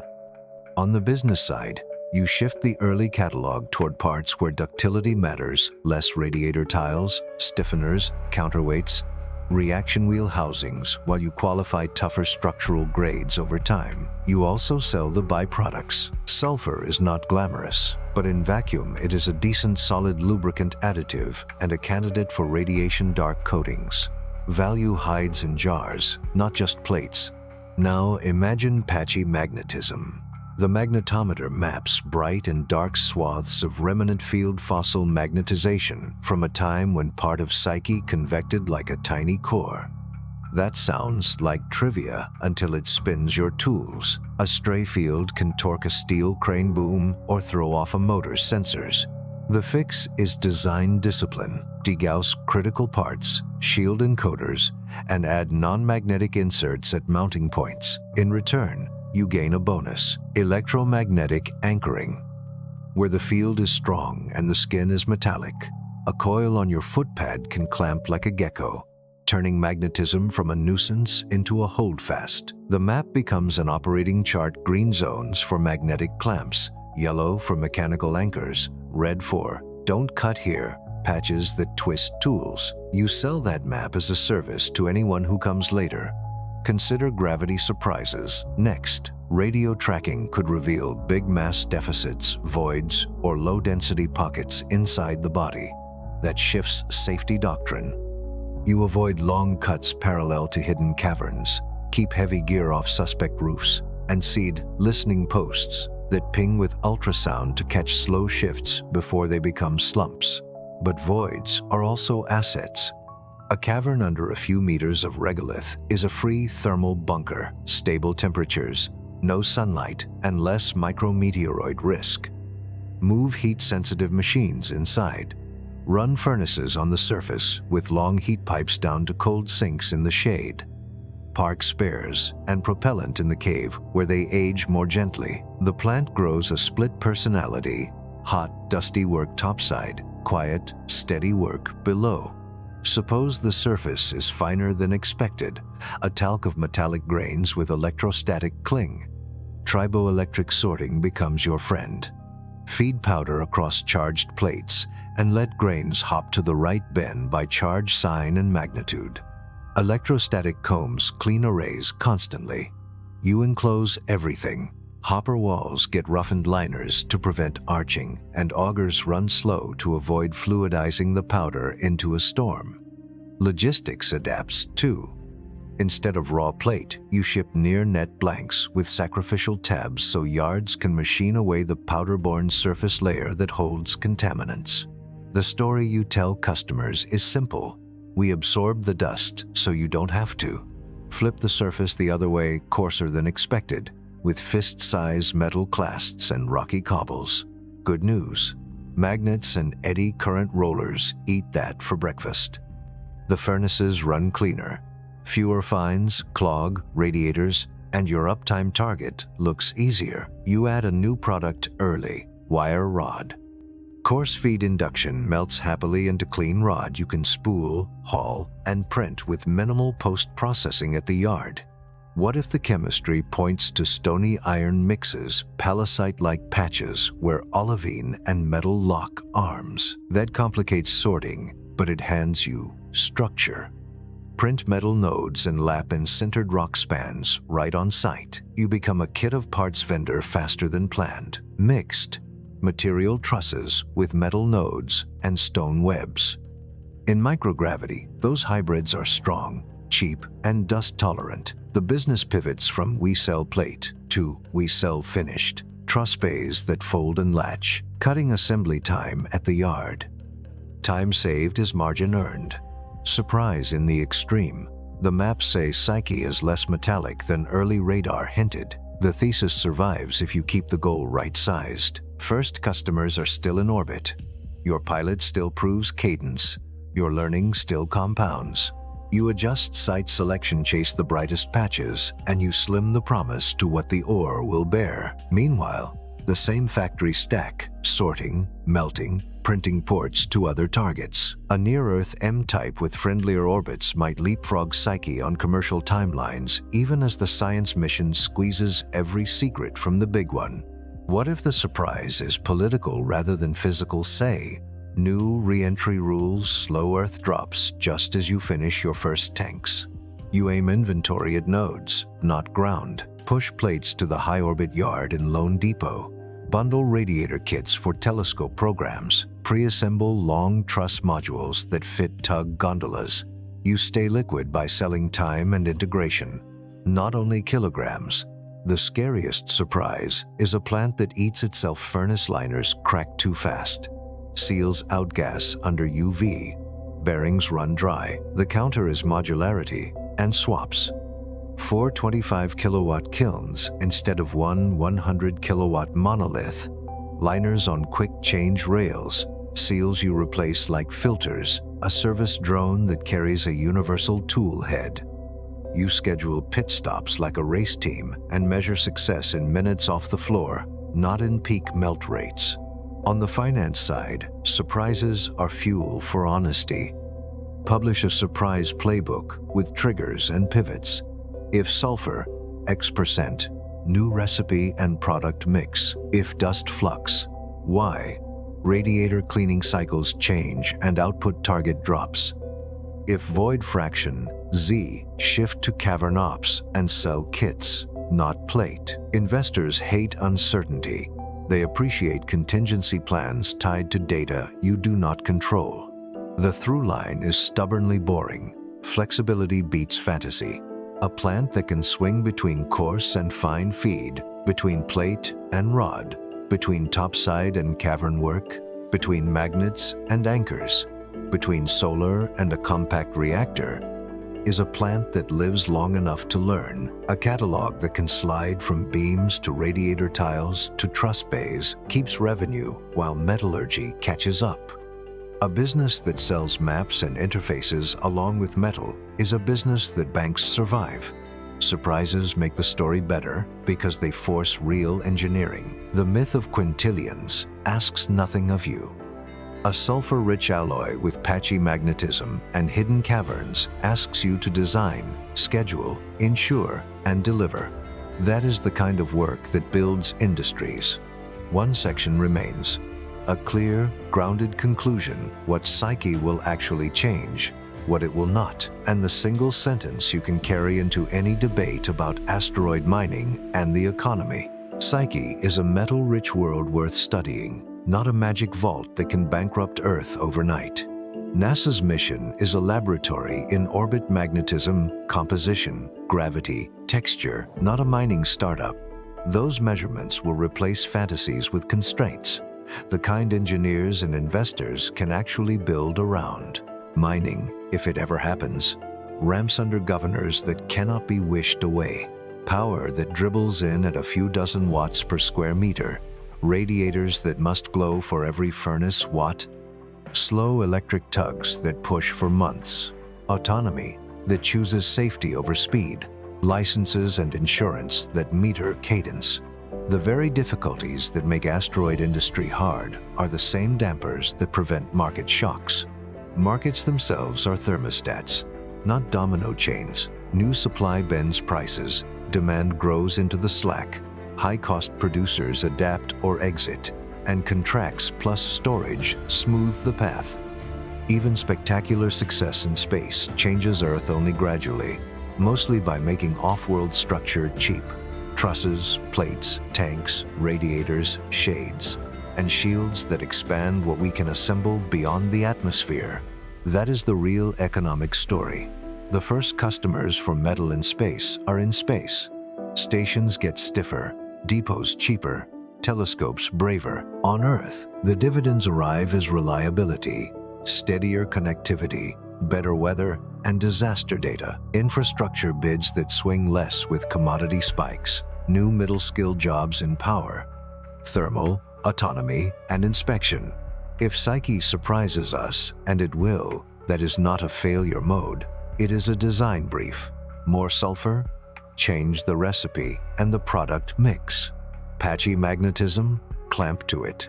Hidden voids? Move sensitive gear into the shade and treat caverns as free thermal bunkers. Flexibility keeps cadence alive. So retire the headline that will not die. Psyche cannot crash our economy. What it can do is help us map a path from ore to options. Options to build larger, safer, smarter infrastructure in the places where mass is most precious. The spacecraft will bring home numbers, not ingots. Those numbers will seed an industry that paces itself by uptime, not hype, by contracts, not clickbait. And if we use them well, the lasting outcome will be simple to say and hard to overstate. Not a collapse, but a construct. Let's call the shot in one sentence you can carry into any debate. Psyche won't crash Earth's economy. It will teach us how to build a bigger one, off-world first, and on firmer ground at home.